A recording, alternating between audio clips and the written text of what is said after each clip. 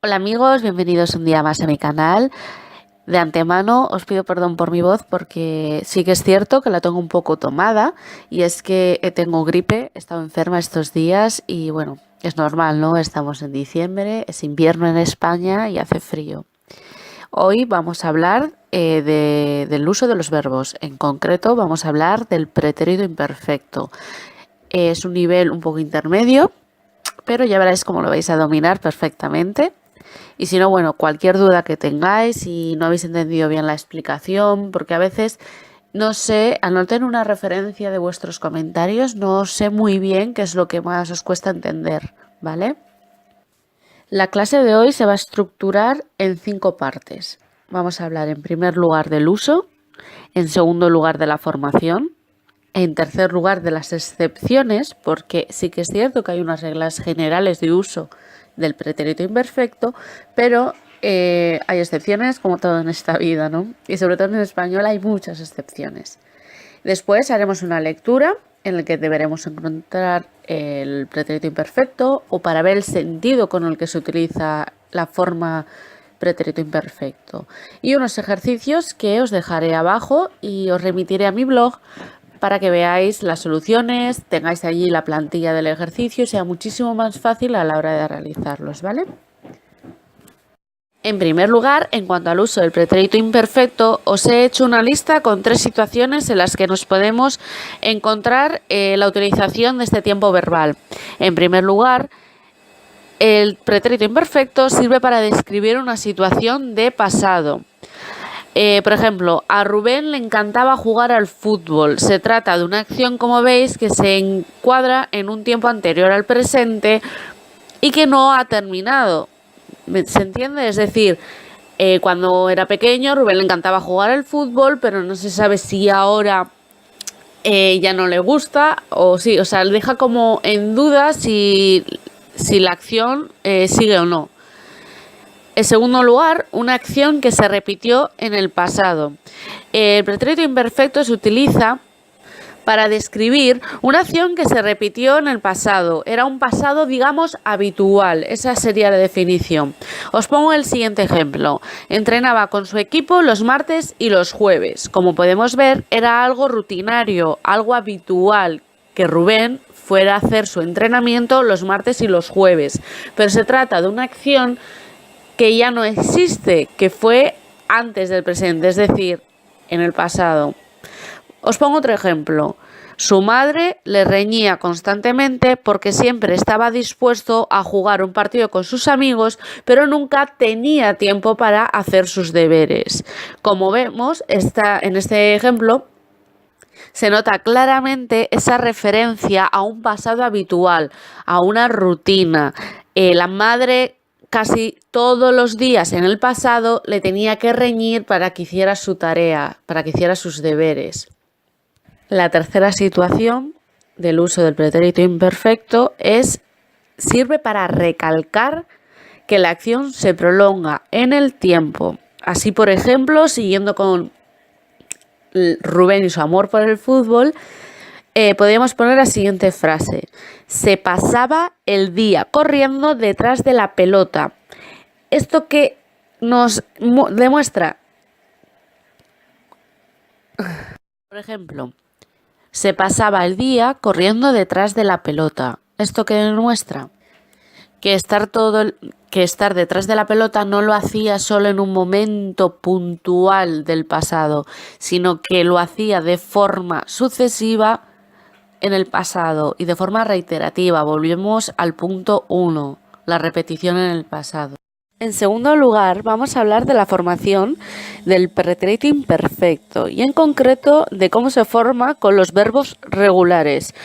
Como ya sabéis, en los verbos en español existen 3 conjugaciones. Los de la primera conjugación son los que terminan en ar, los de la segunda conjugación son los que terminan en er y los de la tercera conjugación son los que acaban en ir. Pues bien, en este cuadro podéis ver la conjugación de 3 diferentes verbos que corresponden a cada una de las conjugaciones verbales. En primer lugar, de la primera conjugación tenemos el verbo hablar. Yo hablaba, tú hablabas. Él, ella, usted hablaba. Nosotros o nosotras hablábamos. Vosotros, vosotras o ustedes hablabais. Ellos, ellas, ustedes hablaban. Como veis, la terminación ab, H, A, B y L se mantiene igual en todas las personas y simplemente se cambia la terminación. Se quita ar y se añade aba, abas, aba, ábamos, habáis y haban, ¿vale? La segunda conjugación, hemos utilizado el verbo aprender, to learn en inglés, y de la misma forma se mantiene la raíz, que en este caso sería aprend, A-P-R-E-N-D. De todas formas os dejo la terminación subrayada y así se ve mucho más claramente cuál es la terminación y cuál es la raíz. Y únicamente se quita er y se añaden las siguientes terminaciones: ia, ias, ia, íamos, ais e ian. ¿Ok? Entonces el verbo de la segunda conjugación, aprender, quedaría conjugado de la siguiente manera: yo aprendía, tú aprendías, él, ella o usted, la tercera persona al singular, aprendía. Nosotros, nosotras aprendíamos. Vosotros, vosotras y ustedes aprendíais. Ellos, ellas, ustedes aprendían. Intentad repetirlo y seguramente os ayudará a pronunciación y a memorizar las terminaciones, porque los verbos, aunque sea un poco aburrido, es necesario memorizar. Nosotros cuando aprendemos inglés también tenemos que memorizar listas de verbos irregulares, todas las conjugaciones verbales, etcétera. ¿Vale? Es un pequeño esfuerzo que a la larga os servirá y será mucho más fácil poder explicaros en español, porque los verbos son muy importantes. En tercer lugar está la tercera conjugación. Hemos elegido el verbo vivir, to live, y de la misma forma no cambia la raíz, en este caso sería viv, y se quita la terminación ir añadiendo las siguientes terminaciones: ia, ias, ia, íamos, ais, ian, quedando su conjugación de la siguiente manera: yo vivía, tú vivías, él, ella, usted vivía, nosotros, nosotras vivíamos, vosotros, vosotras, ustedes vivíais, ellos, ellas, ustedes vivían. En esta tabla os dejo 3 ejemplos de formación del pretérito imperfecto que son excepciones a las reglas generales que os presenté en la tabla anterior. De la misma forma que nos ocurre a nosotros, como os he dicho en el inglés, es necesario memorizar estas formas verbales, que es un poco aburrido, pero a la larga os será muy útil.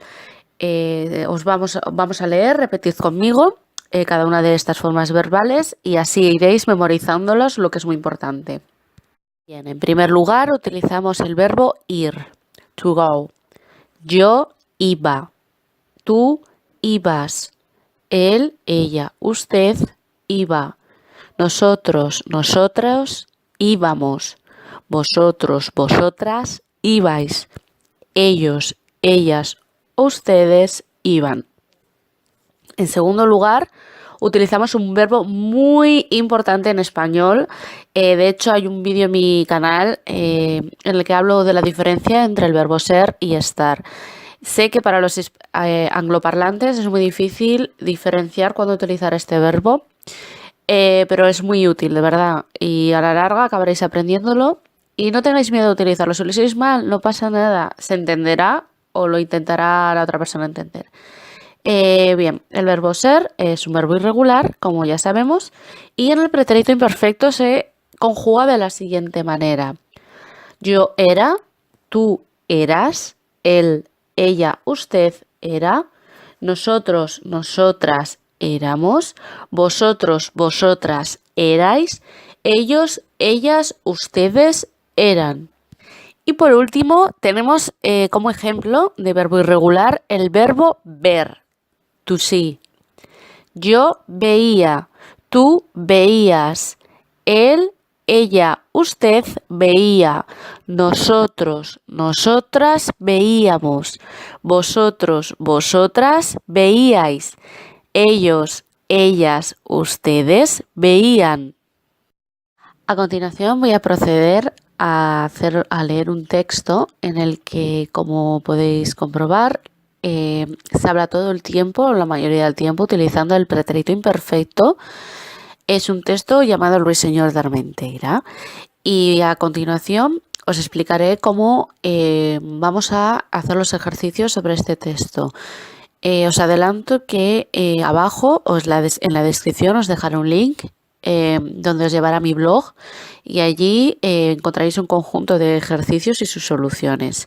Creo que serán muy útiles para entender perfectamente el texto y cómo se utiliza el pretérito imperfecto.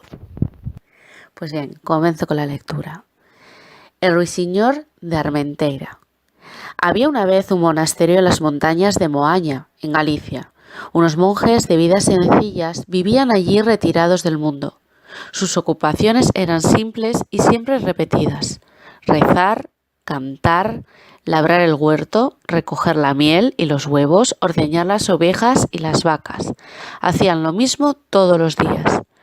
Una mañana de mayo, uno de los monjes, que se llamaba Ero, estaba en el huerto cuando oyó el canto de un ruiseñor. Era tan melodioso y constante que se quedó embobado.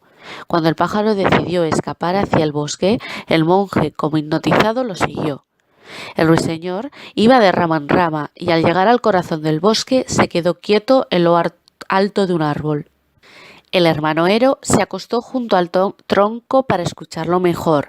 El pájaro cantaba tan dulcemente y allí, sobre el musgo, se estaba tan bien que el monje se quedó dormido. Cuando se despertó, el sol comenzaba a ocultarse y se fue corriendo hacia el monasterio.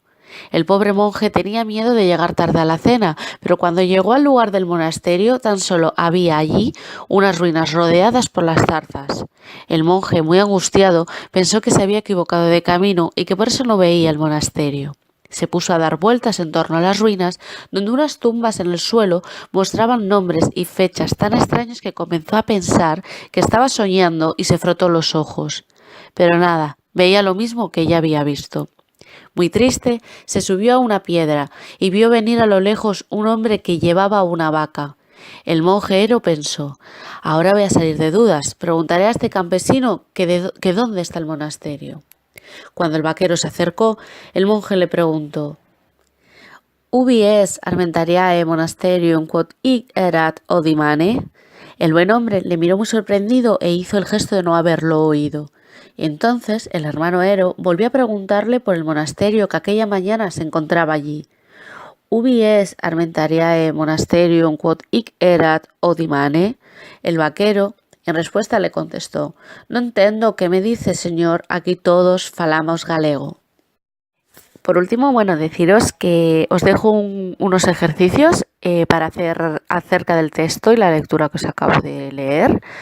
Es muy útil porque allí tendréis que encontrar, como por ejemplo, tenéis que encontrar los verbos, clasificarlos según su conjugación, saber si son regulares o irregulares. Os dejo el enlace a mi blog y ahí encontraréis todo bien explicado. Si tenéis alguna duda, no dudéis en dejarme un comentario en el blog, en YouTube, en mi Twitter, a Spanish Friend o a través de mi email, que es spanishonline3@gmail.com. Os dejo toda la información en la cajita de descripción. Nos vemos mañana en un próximo vídeo. Muchas gracias si has llegado hasta aquí. Dale un like, que me haría muy feliz. Y nos vemos mañana. Hasta entonces, hasta luego.